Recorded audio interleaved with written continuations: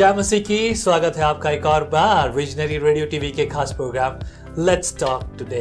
आज एक और बार हम बात करेंगे वो जो हमने बीच में छोड़ दिया था। हमारे बीच में है कर्नल भरोस जो पाकिस्तान से लड़े और उसके बाद रिटायरमेंट के बाद शैतान के से आज के दिन तक 2-2, 4-4, 5-5, 10-10, 15-15 हाथ करते हैं, लड़ते रहते हैं और शैतान की वाट लगाते रहते हैं। ये सब सामर्थ्य प्रभु ने आपको भी दी है मेरे प्रियो। आइए स्वागत करें एक और बार कर्नल भरोस, एक और बार thank you very much. Thank you. मुझे खुशी है कि हम इस गवाही को कंटिन्यू कर सकें and it's really honour to hear that. मुझे ये सब बातें सुनकर बहुत आनंद है। बचपन में मैं भी सोचता था जब ये आर्मी के ट्रक जाते थे दौड़ के जाता था एंड और जाता था सल्यूट करना और ये सब कुछ करना अच्छा लगता है। आज भी जब मेरे साथ गाड़ी में बच्चे होते हैं तो मेरे बच्चों को मैं देखता हूँ, बेटा आर्मी देखो, तो मेरे बेटा अच्छा वो छोटा है लेकिन उसमें ये बात नहीं है जो मुझ में हुआ करती थी। I feel uncomfortable. आपको भी अच्छा लगता होगा कभी जब आपके समय में बहुत से लोग आते होंगे आपको सल्यूट करने के लिए, हेलो करने के लिए, कैसे एक्सपीरियंस रहता होगा? जी हाँ, बहुत अच्छा लगता है। यूनिफॉर्म पहन के अंदर कोई दूसरी फीलिंग आ जाती है जी। आज भी मैं अगर वो यूनिफॉर्म पहनता हूँ तो एक दूसरी फीलिंग आ जाती है। क्या बात है, क्या बात है। पुराने दिन हमेशा की तरह यादगार एंड लोग आपको मिलते हैं वो हमेशा इस बारे में आपको अप्रिशिएट करते होंगे, धन्यवाद देते होंगे कि आपने जो युद्ध लड़ा है हमारे लिए और उस युद्ध में आप थे। मैं कहूँगा कुछ को तो शायद ये मौका नहीं मिला युद्ध लड़ने का और ऐसी कोई लड़ाई लड़ने का, लेकिन आप एक रियल वॉर हीरो हैं, राइट जी। और आपने वो एक्सपीरियंस लिया है। लास्ट टाइम आप अपनी गवाही में आखिरी भाग हमने छोड़ा था। प्रभु यीशु मसीह में आपके विश्वास में आने के बाद आपने जब लोगों के जीवन में आपकी गवाही देना शुरू किया, आप ही के साथियों के बीच में, दोस्तों के बीच में और जो आपके जो अटेंडर्स थे या सिपाही थे आपके साथ, उनको जब आप गवाही दे रहे थे तो वहाँ पर एक ऑफिसर को भी आपने सुसमाचार सुनाया जी हाँ। उनके बारे में मैं जानना चाहूँगा। Major general Deepak Verma school of artillery में जो डिप्टी कमांडेंट की पोस्ट पर थे और वो बहुत इंटेलिजेंट और बहुत शार्प थे, लेकिन वो बहुत शॉर्ट टेम्पर्ड भी थे। इसलिए लोग उनसे बहुत डरते थे। हालांकि मेरा उनसे ज़्यादा कम्युनिकेशन नहीं हुआ क्योंकि मैं विंग में था, वो हेडक्वार्टर में थे, लेकिन कभी कभी डिनर टाइम पर मुलाकात हो जाती थी।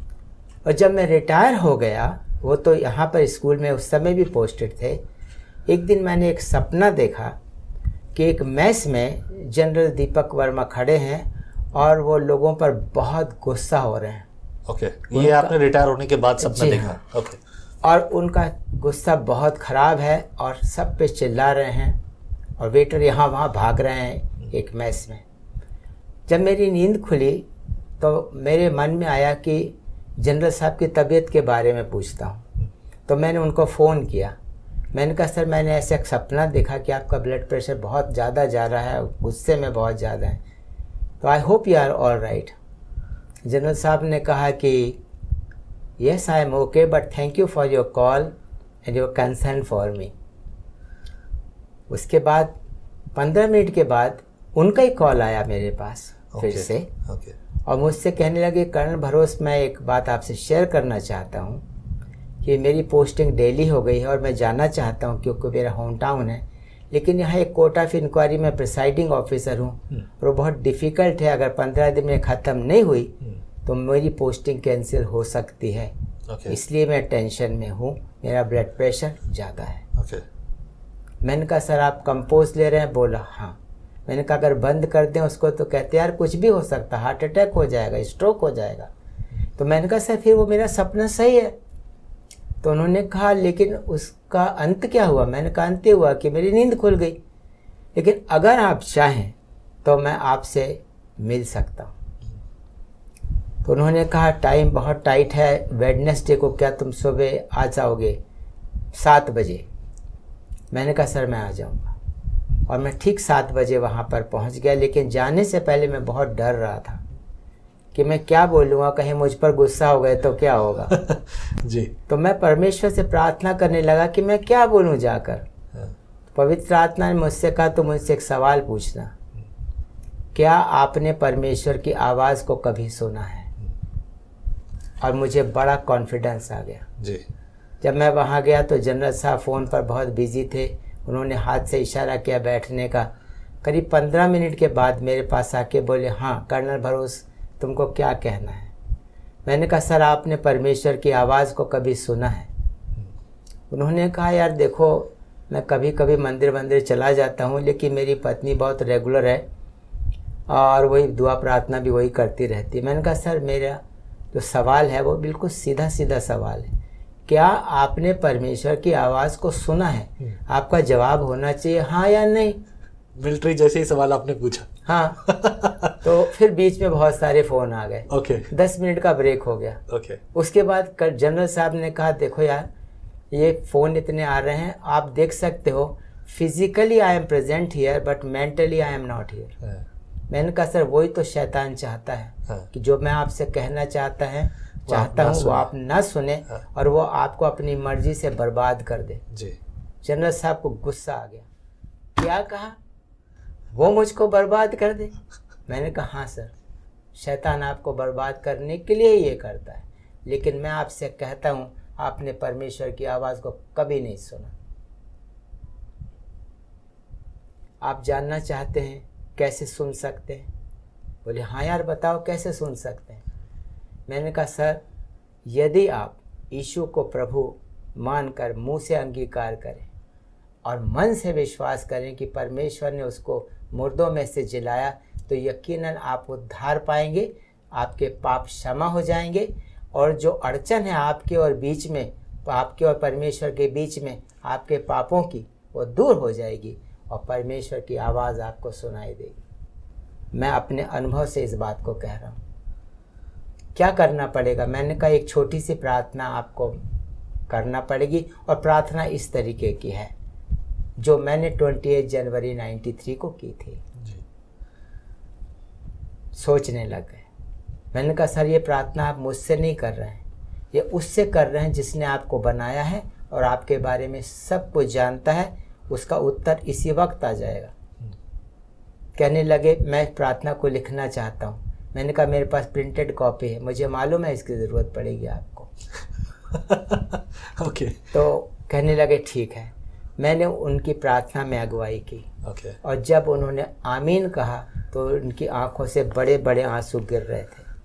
मैंने अपने 30 साल के कैरियर में लड़ाई में भी एक जनरल को रोते हुए नहीं देखा, क्योंकि एक आर्मी ऑफिसर के लिए रोना एक शर्म की बात मानी जाती है।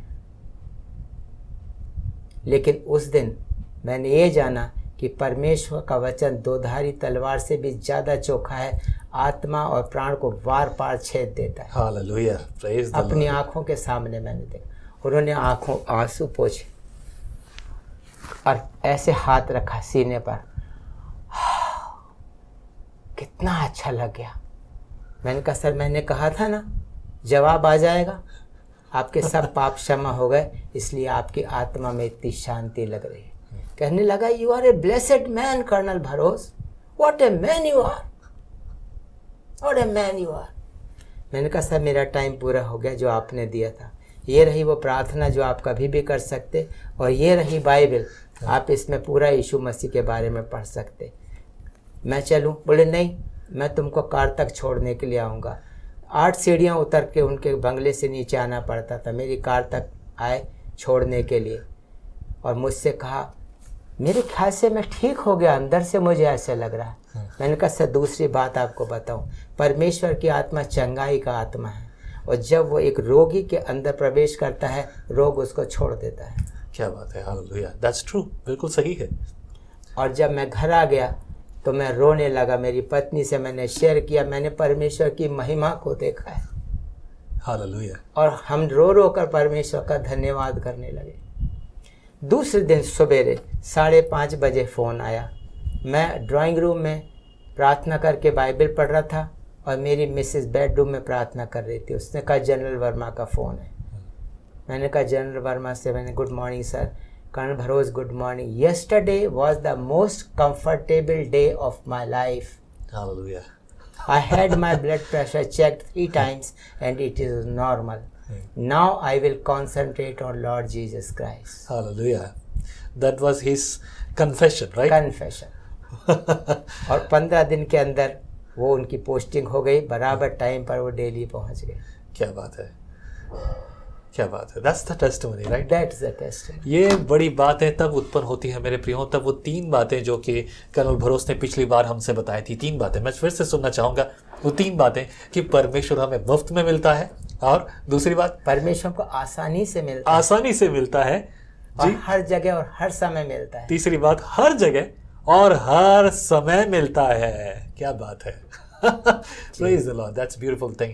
ये आपके फ्रूट्स रहे। इसके बाद फिर आपने गिडियंस ज्वाइन किया। आप कुछ और भी जॉब ज्वाइन कर सकते थे। मेरी जानकारी में आपके रैंक के व्यक्ति को कोई भी गवर्नमेंट जॉब, कोई भी चीज़, कोई भी ऐसी आसानी से डायरेक्ट पोस्टिंग मिल जाती है, जहाँ तक मेरी जानकारी है। मुझे बहुत अच्छे जॉब मिलते जो मेरे से सीनियर कर्नल वासुदेवा जो रिटायर हुए थे स्कूल ऑफ आर्टिलरी से, वो मुंबई में स्काई पैक कोरियर के बॉस थे। ओके। और क्योंकि वो डेली जाना चाहते थे वहाँ की ब्रांच संभालने के लिए, तो वो मेरे पास आए, क्योंकि वो जानते थे मैं रिटायर होने वाला हूँ, और मुझसे कहने लगे तुम्हारा कोई इंटरव्यू नहीं है कर्नल भरोस, यू ओनली हैव टू से। अंधेरी में मुंबई में 3 bedroom furnished house, 24 hour servant मिलेगा, शोफर ड्रिवन कार मिलेगी, एक ऑफिस है, आपको 70,000 रुपये इनकम टैक्स काटने के बाद कैश मिलेंगे, और कभी भी आप नासिक आ जा सकते हो। ये कब की बात है? ये 1996 की बात है, जब मैं रिटायर होने वाला था। ओके, 1996 में अक्टूबर में मैं रिटायर होने वाला था, करीब 3 महीने पहले वो आए। ओके। और जब उन्होंने मुझसे ये कहा तो मैंने कहा सर मेरे पास इससे एक अच्छा ऑफर है। बोले इससे भी अच्छा ऑफर है? मैंने कहा हाँ क्या? तो मैंने ये बाइबल निकाली। ओके। और मैंने इसमें मत्ती रचित सुसमाचार उसका 28वां अध्याय और 18 से 20 तक उनको पढ़ के सुनाया कि प्रभु यीशु मसीह ने कहा स्वर्ग और पृथ्वी का सारा अधिकार मेरे पास दिया गया है, जाओ तुम दुनिया के हर जगह जाकर इस सुसमाचार को प्रचार करो, और मैं जगत के अंत तक तुम्हारे साथ रहूँगा। मैंने कहा 2 बातें हैं जी।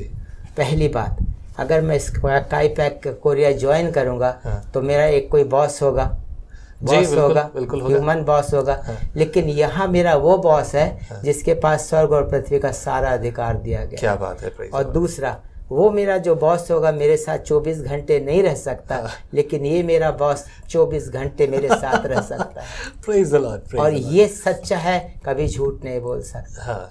इसलिए मैं आपके ऑफर का इनकार कर देता हूँ। क्या कहा उन्होंने फिर? वो मेरे से 3 साल बड़े सीनियर थे, वो खड़े हो गए कुर्सी से, मेरे को सैल्यूट किया और कहा colonel Bharos, what a man you are, all the best. क्या बात है। आप तकरीबन आज के हिसाब से देखा जाए तो करीब 1.5 लाख रुपए की नौकरी, अगर आप वो ज्वाइन करते तो आप तक 2 लाख रुपए, प्लस कहीं ज्यादा, उससे भी ज्यादा आपको दूसरी फैसिलिटीज भी दी गई। वो सब आपने सब छोड़ दिया। जी हाँ। इसलिए क्योंकि आपको प्रभु की सेवा करनी थी। जी। आपको पता था कि आपका रियल मास्टर कौन है। जी। और क्या बात है, ये है परमेश्वर के अद्भुत काम। हालेलुया। बहुत बार लोग बोलते कि परमेश्वर छप्पड़ फाड़ कर देगा। मेरे पिताजी बोलते थे, बोले धन चाहिए, हमें पैसा चाहिए, ये जो तू यीशु यीशु करता है ना तो कहाँ से आएगा, कि छप्पड़ फाड़ के आएगा। मैंने बोला छप्पड़ फाड़ के आएगा। आज के दिन तक नहीं आया, लेकिन कमी भी कुछ नहीं है। रोटी खाने के लिए है, किराए की सही, लेकिन सर पे छत जरूर है, उतनी काफ़ी है। ठीक है, प्रभु की स्तुति है। क्या बात है। Thank you very much in सब बातों को शेयर करने के लिए। मैं बहुत आभारी हूँ कि आप अपने सारे समय को एंड परिस्थितियों को, लेकिन इस एज में भी आप समय देकर यहाँ पर हैं, और प्रभु आपको और ताकत दे, सामर्थ्य दे। और बहुत सारी गवाहियाँ हैं हमारे पास अभी और, लेकिन समय को देखते हुए इस एपिसोड को मैं यहीं विराम देना चाहूँगा। बहुत बहुत शुक्रिया। Thank you very very much. Thank you very much. मुझे खुशी है कि आप आए। जी, धन्यवाद इस बात का। आगे और भी प्रभु सहायता करे, हम देखेंगे प्रभु इस्तेमाल करे और विषयों के लिए। प्रभु सहायता करे कि और बातों को प्रभु हम मिलकर एक साथ प्रभु की नाम को महिमा देंगे। विजनरी रेडियो टीवी के खास प्रोग्राम है लेट्स टॉक टुडे। प्रभु आप सबके साथ हो। यदि कुछ सवाल जवाब हैं तो आप हमें कमेंट में लिख सकते हैं, और कमेंट आपके जो हैं कर्नल भरोस जरूर पढ़ेंगे, और कमेंट का हो सका तो वो उस पर जवाब देंगे। प्लीज़ कॉल मत कीजिए। अगर आपके पास कोई विशेष बात है सिर्फ व्हाट्सएप पे मैसेज कीजिए। अगर आपके मन में प्रभु की सेवकाई के लिए बोझ है तो ये पीछे नीचे नंबर है, इन नंबरों पर आप अपने मैसेज डाल सकते हैं। इस नंबर पर आप अपने दान, दशमांश, ऑफरिंग, जो भी प्रभु आपके मन में बोझ डालता है वो आप दे सकते हैं। प्रभु आप सबके साथ हो। जय मसीह। जय मसीह की।